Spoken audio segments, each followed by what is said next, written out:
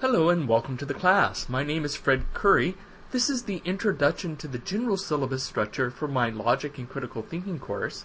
Now I must stress that it is still extremely important to read the course syllabus and all of the introductory information for the course. This presentation does not cover all the detail for the course. You should think of it as kind of a quick start guide with audio and visual material to get you more quickly acclimated to the class and to emphasize the more important material. But material not emphasized here can still be of critical importance to you in your final score. In other words, it will not be a defense for your failure to accomplish some task or to follow some policy to merely mention that it was something that wasn't mentioned in the audio-visual introduction to the course. You're responsible for reading the full syllabus and all the policies in the student handbook that the college provides you with as well. I provide you with this audio-visual introduction as a sort of courtesy to allow you to acclimate to the course more quickly and in a more fun way. This course will be broken into a number of modules.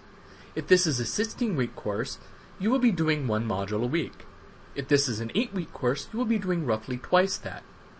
Each module will have one or more presentation, usually an audio-visual PowerPoint type presentation like this one. I know that many online courses simply make you read all of your material. I try to provide you with both audio and visual stimulation because I feel that students learn better this way. For students who are hearing impaired, there are closed caption versions of these presentations made available on YouTube. This particular presentation is simply designed to introduce you to the structure of the class. It will cover your duties and obligations, the general structure of the course modules, the basic public forums and public forum structure, the grading policy, the basic structure of forum assignments and how best to handle forum assignments, how quizzes work, how tests work, the essay, but only very briefly, the basic structure of the tests, the academic honesty policy, special grading columns, and some things you should make sure you do during the first week of class.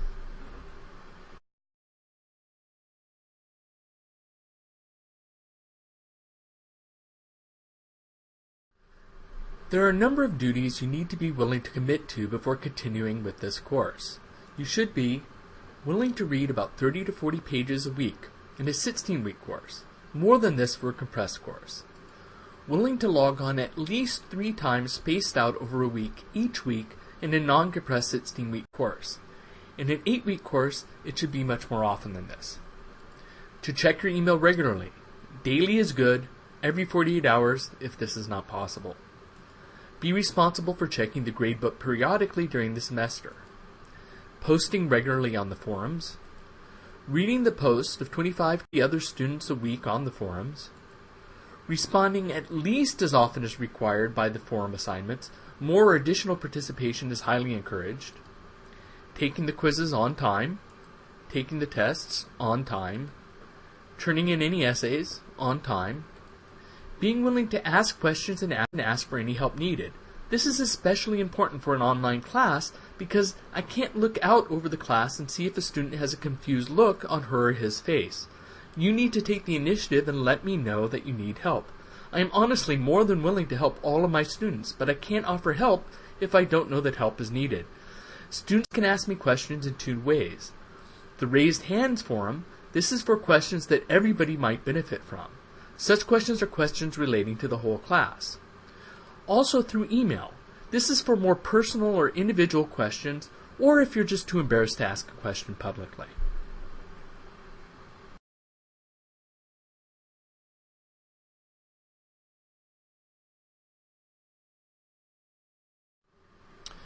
Course modules are broken down into 3 major sections. The introductory section, you should think of this as the lecture part of the class. It usually includes some introductory text, a link to the main presentation, a link to a closed caption version of the presentation, usually hosted on YouTube, sometimes additional links to supplementary material, often a list of links contained within the presentation for reference. Next, a practice section, which includes, and you should think of this as a homework or group work part of the class, and it usually includes the forum assignment for the module, a link to any quiz or test that is required, and any other sundry assignments or additional material. Thirdly, a review or summary section, and you should think of this as a way to summarize what we have done during the module, and it includes sometimes a summary of terms, sometimes a summary of key points, sometimes reminders of important things to do. This section will vary a great deal depending upon the nature of the module.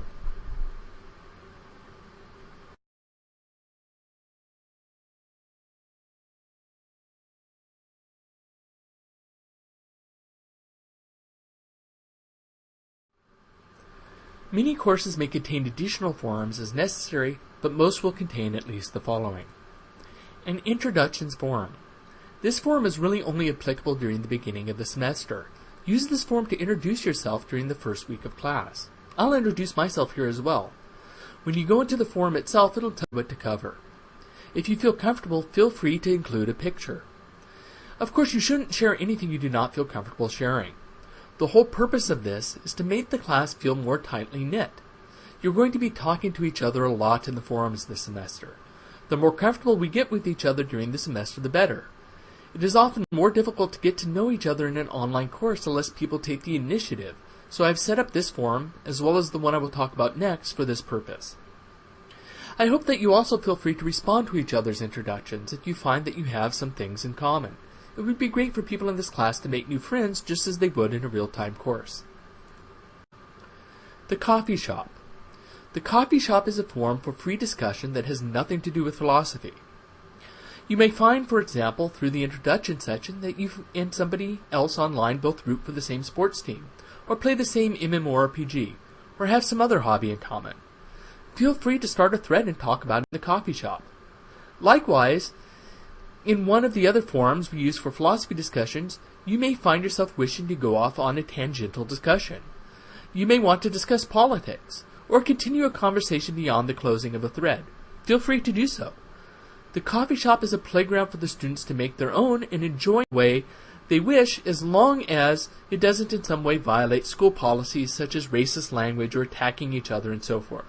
Debates are fine, even encouraged in philosophy, but no attacking individual people.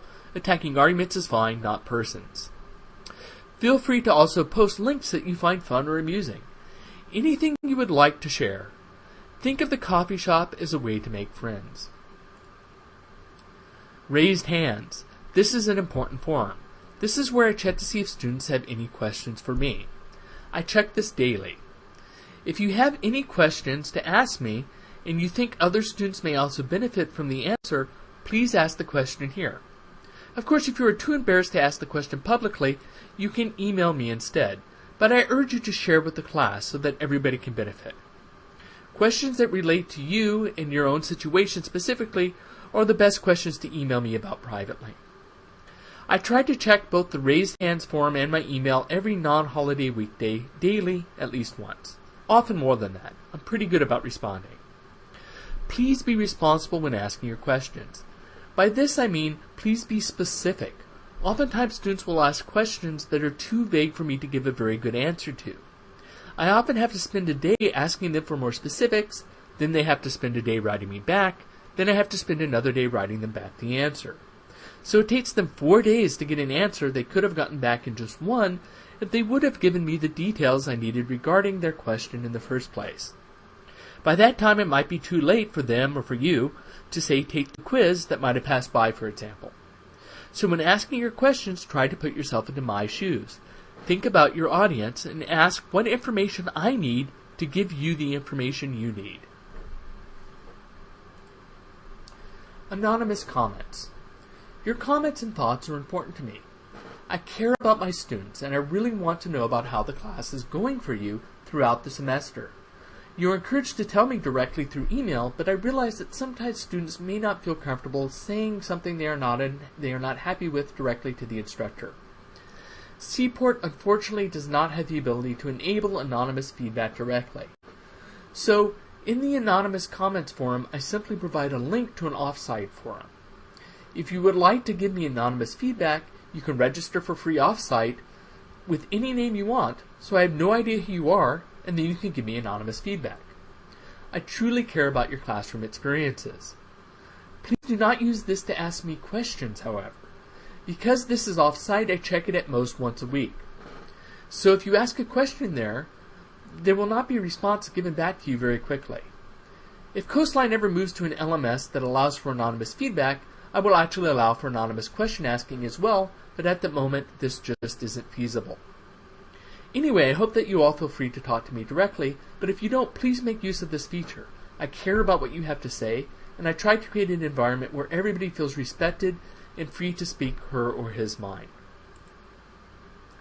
DQ forums. There will be DQ or discussion question forums for each module, except for the very last one, Module 16. In these forums, you're to post your discussion question answers. You are also to post your responses to other students' questions for most assignments here. It is important to make sure you label all your DQs as primary response. If you do not do this, you risk not receiving all points for the assignments. With a post of hundreds of students to go through, labeling becomes very important. The details of the DQs will be discussed later. And again, there'll be one DQ question for each module, except for, of course, the very last week of courses.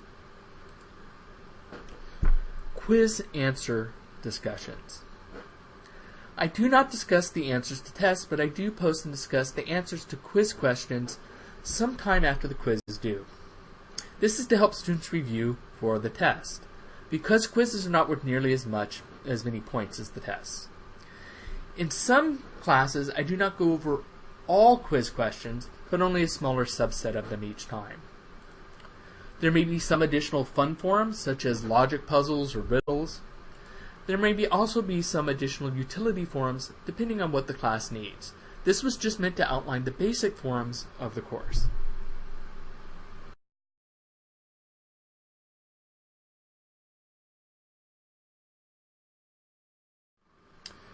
Grading structure.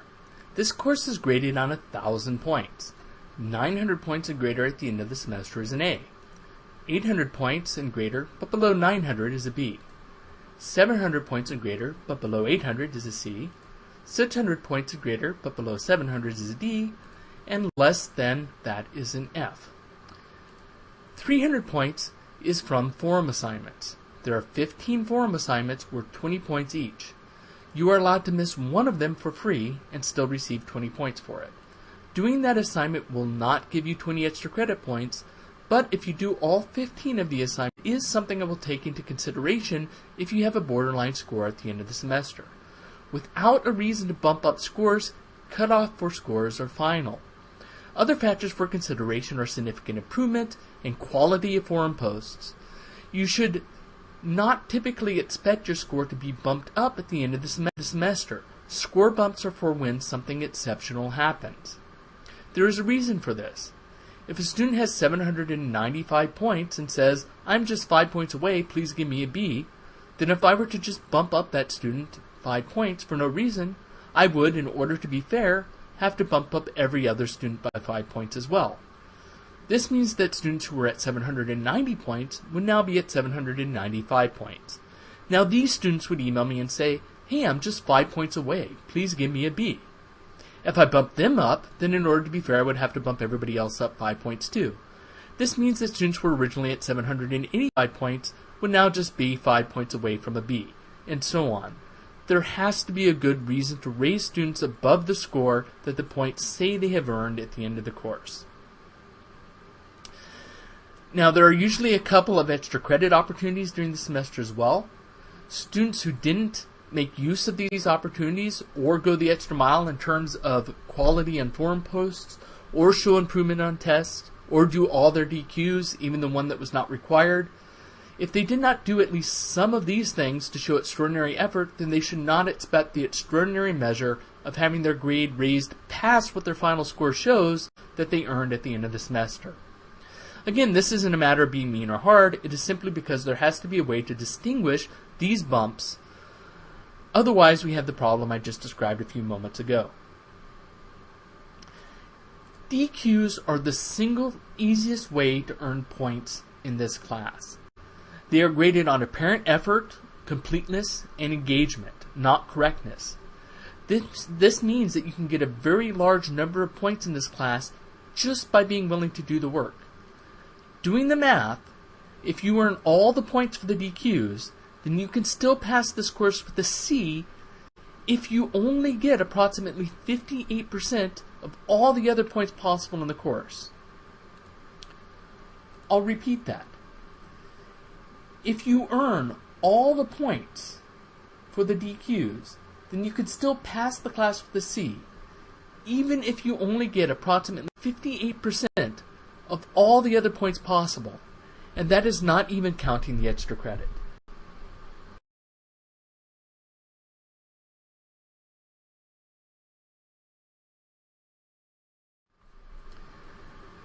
So if you put real effort into this class, you should pass.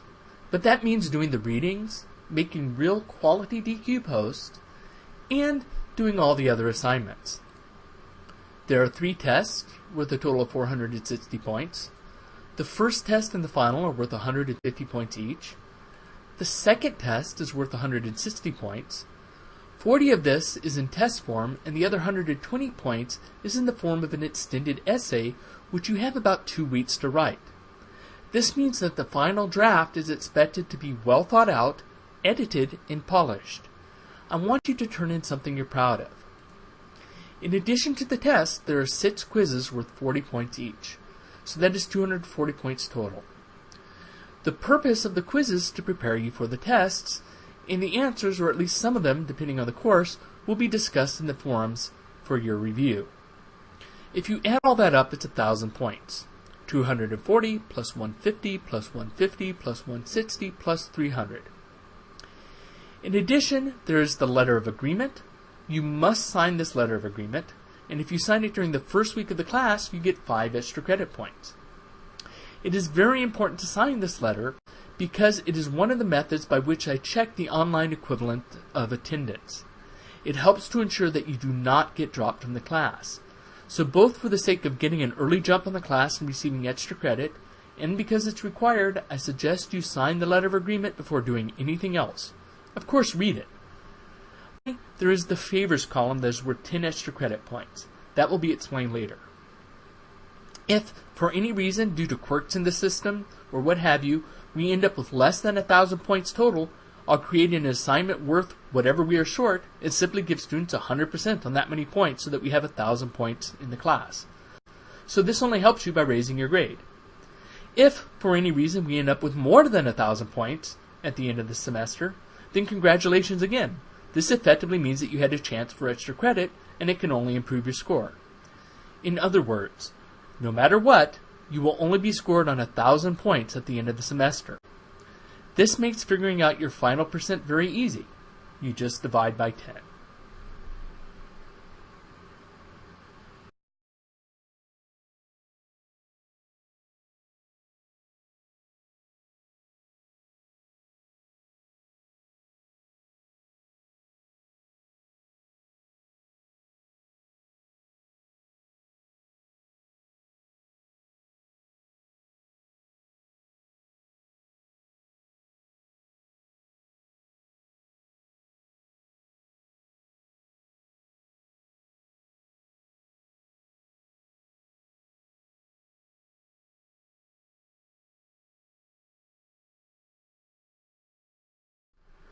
About DQs.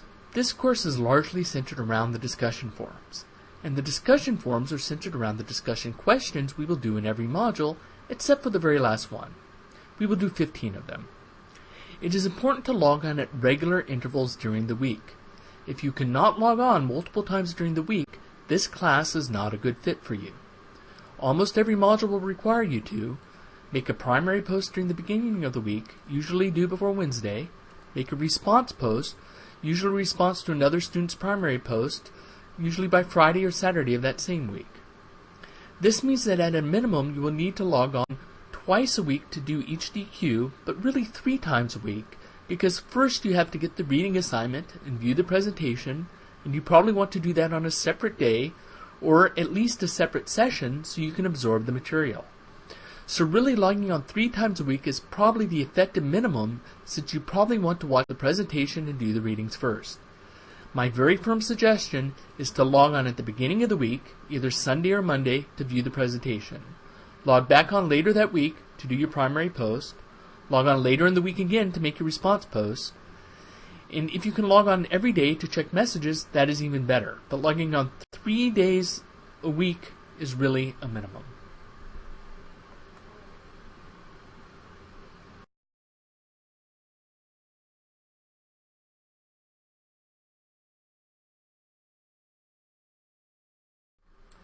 How to do the DQs.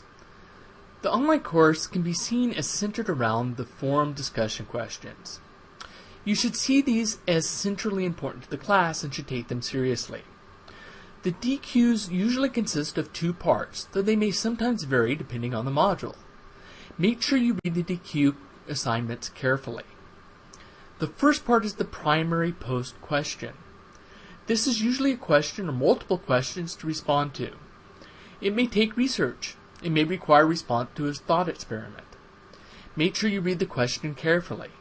Make sure you answer all parts of the question, and make sure you label all parts of your answer. The second part of the assignment is usually a response post that requires you to respond to another student's post. This means that you have to log on later in the week and read posts by several other students, choose one to respond to, and make a useful response to that student. What is a useful response? That might depend on the assignment, but generally, you need to add to the conversation. Simply saying you agree or disagree with the poster is not enough. Remember, this is worth half the points of the forum assignment. It might not be half the work of the assignment, but it should take a considerable amount of time. You should think carefully about what you read and what you posted. Many students lose points on their response post because they post 1 or 2 lines that do not add to the conversation. Ways to add to the conversation are: add arguments, add examples, add analogies, add criticisms. Make sure you explain in detail everything you say. Think about how you would want somebody to respond to you. Not in terms of agreement. You might want people to agree with you, but assume that maybe people don't agree with you. What would you want from such a post? You would want enough detail to make sense of the objection, to improve your own thought process, and so forth. Also, make sure both your primary and response posts are labeled. This should be the first line of each post. The first word of each post should either be primary or response. Failure to do this could result in points.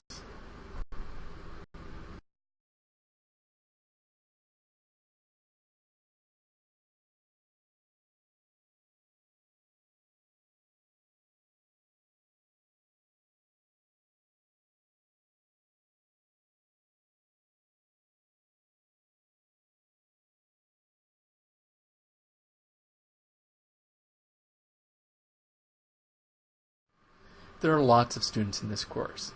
Not every DQ is read carefully, therefore.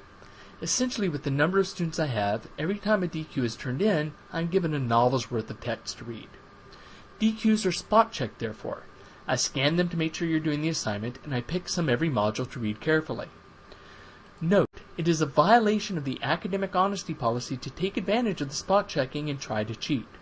For example, if you make blank or empty posts, or posts designed simply to look as if you made a response post but which contain garbage or nonsense or a repeated post, and I catch it, that is considered cheating.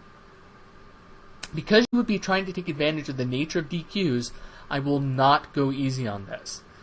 This isn't the kind of thing that could be a misunderstanding. This would be directly trying to cheat and to get credit for something you didn't do. This will be reported to the college, and you will not only get a 0 for this assignment, but be docked at least 100 points in the class. That's if I don't simply drop you from the class outright for cheating. I will not go easy on cheating in the forums. Since forums are not graded for correctness, and you are even allowed to miss one of the forum assignments for free, it's the height of laziness to cheat in these forums. Also, it cheats other students of the response that you're supposed to be giving them, so it directly hurts others. So I will not go easy on this, so again, don't do it. Also, you shouldn't take this warning to mean that I read very few of the posts. I read as many of them as I have time for, I skim all of them, and such cheats would be very likely to get caught. Even putting ethics aside, it's a high risk for almost zero reward.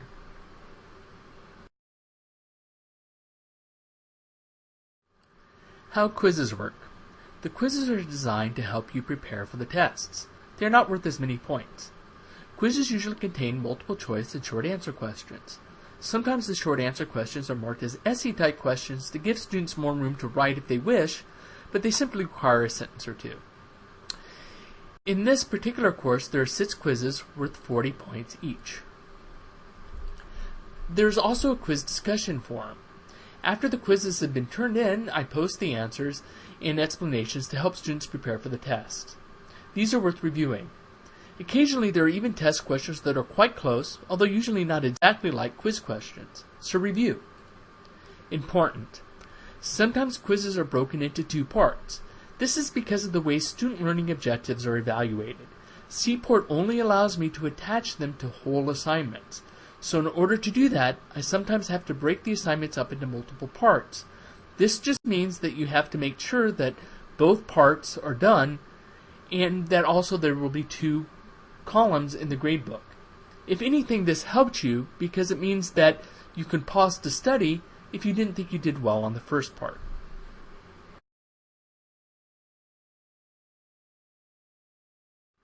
How the tests work. The tests are worth more points.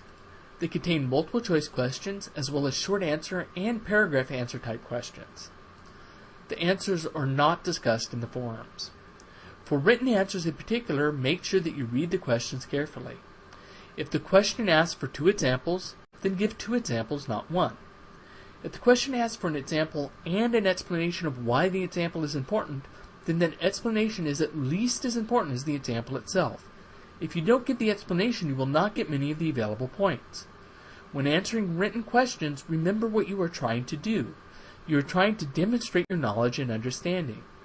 Take your time and spell out your reasoning. You are usually given much more than enough time for the test if you are prepared. Reread your answers before submitting them and make sure that they make sense and that you don't skip important steps in the reasoning. Important. Sometimes tests are broken into 2 parts. This is because of the way student learning objectives are evaluated. CPORT only allows me to attach them to whole assignments, so in order to do that, I sometimes have to break the assignment into multiple parts.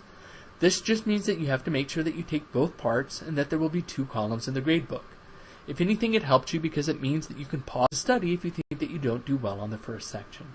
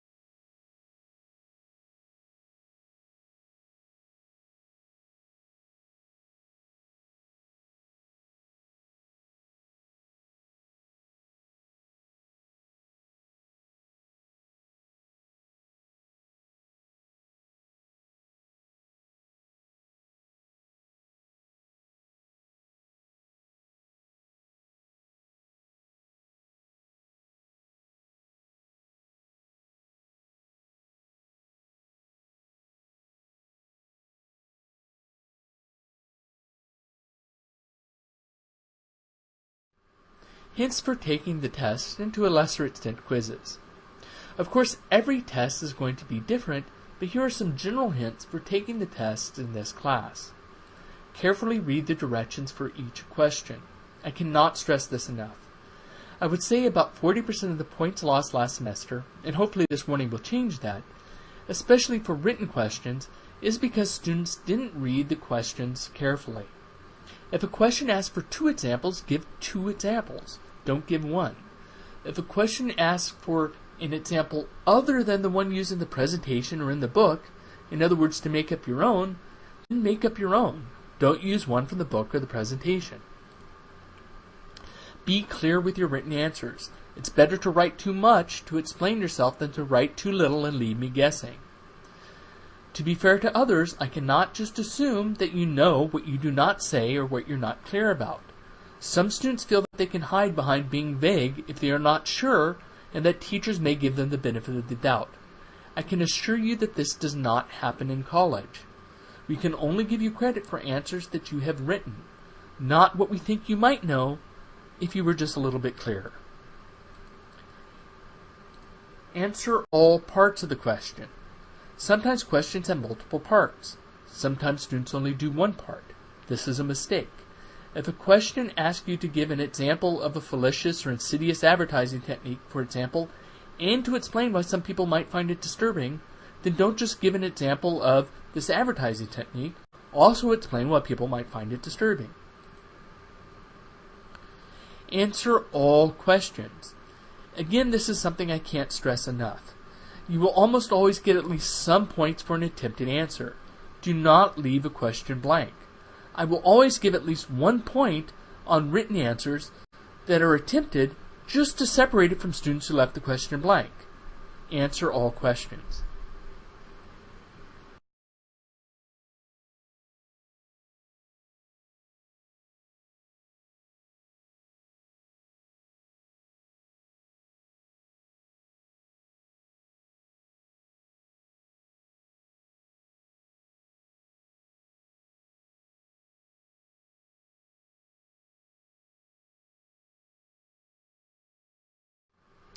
The essay.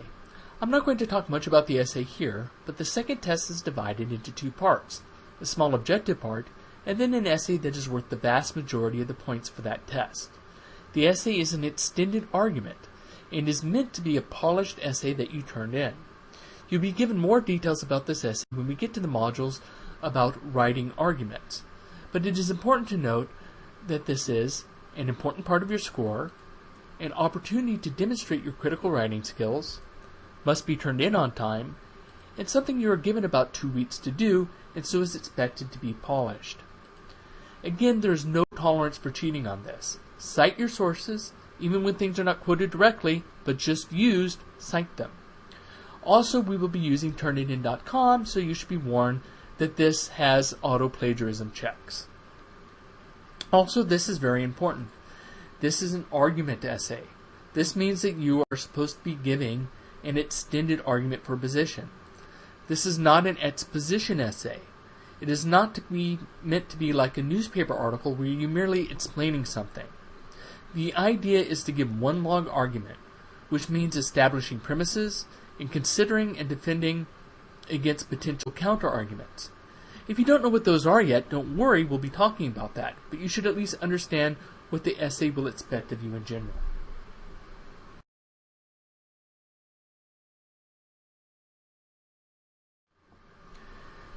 Academic honesty policy. Okay, here is some very limited information about the academic honesty policy. You are responsible for reading the whole policy in the handbook. This doesn't cover everything. You are expected to know the policy. Read it. Examples of academic dishonesty conduct. Taking an examination for another student or having someone else take an examination for oneself. Having another person or company do research and or writing of a report. Printing or sharing an online exam without the express authorization of the instructor. Stealing or attempting to change official academic records. Forging or altering grades. Obtaining answers or questions from another student before or during an examination.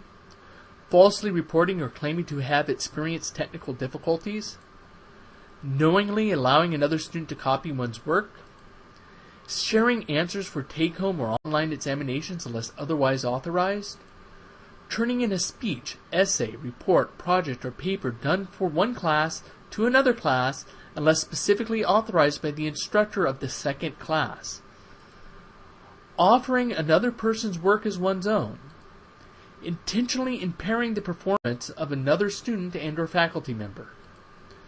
Collusion, when any student knowingly or intentionally helps another student perform an act of academic dishonesty. And again, this doesn't cover everything, so make sure you read and know the academic honesty policy.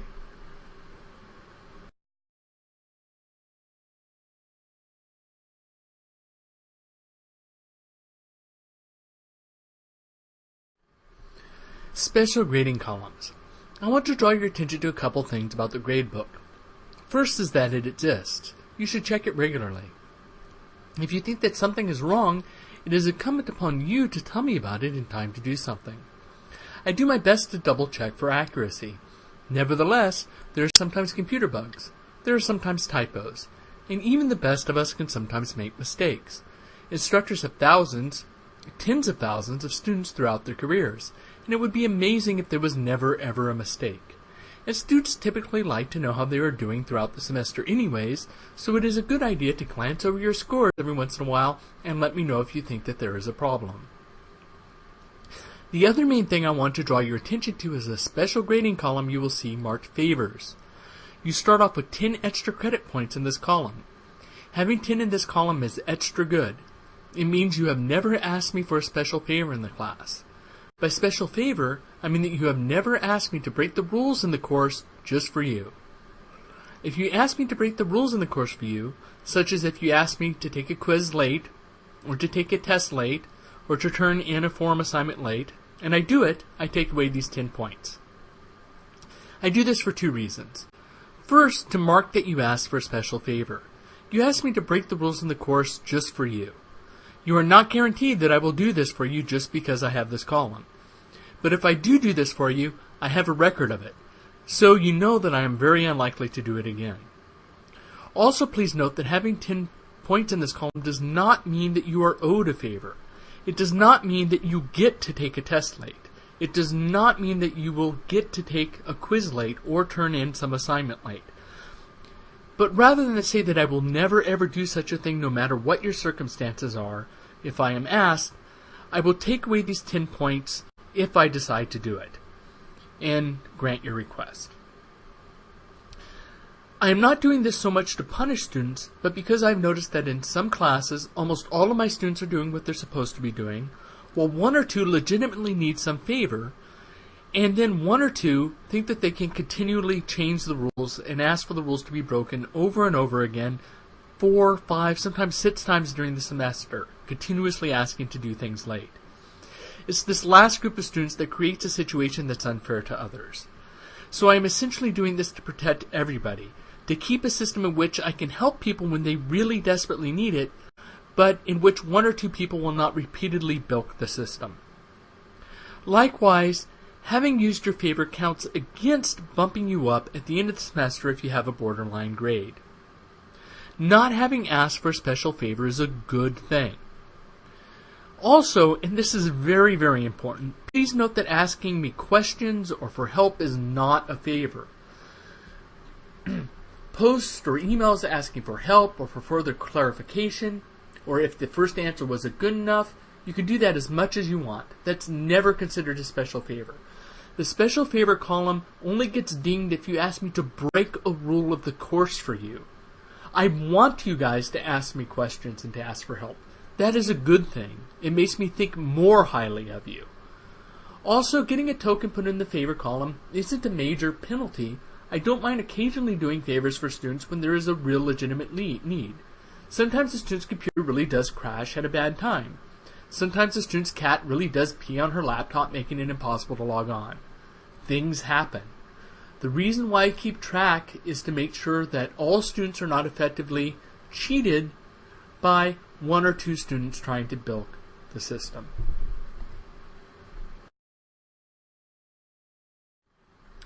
Okay, some things to make sure you do this first week. Read the letter of agreement. Sign the letter of agreement. Remember, it is worth 5 extra credit points if you do it the first week. Read the syllabus. Don't just depend on the audio-visual presentation. This was a quick start guide, remember. Make an introduction post. Don't put up anything you feel uncomfortable with, but I highly encourage you to be detailed. I will try to let you know some personal details about myself. The idea here is to make for a more comfortable, more friendly, and fun environment. Maybe some of you will even make friendships that last beyond this class. Look at the first module. View the first presentation. Do the first DQ. Log on later in the week to do the first response for the first DQ. Regularly check your email.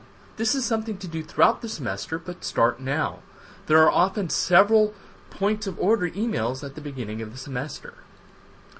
Familiarize yourself with the list of numbers and links for Coastline so that you know where to go for support when you need it. If you need tech support, you want to go to tech support right away. I am probably not the best person or in the best position to help you with your computer myself. Ask the experts.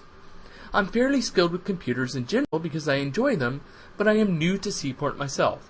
I don't know all the ins and outs of the system. I am also not trained in troubleshooting, and I may not be familiar with the type of system you are using. I'm here to help you with the course content. For technical problems, please go to the technical support experts. If you come to me first, I won't get angry, but the problem is that you'll be wasting a day or two of valuable time. If some deadline depends on this, it might pass you by. You are making the decision to go to the wrong place, and that won't be an excuse.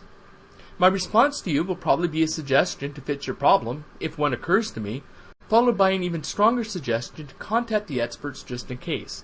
So you might as well just cut out the middleman and contact them directly. This is the technical assistance information I could find, but it might not be exactly what applies to you, so familiarize yourself with what the college has to offer. And I'll pause here for just a second or two so that you can write this down. 5, 4, 3, 2, 1.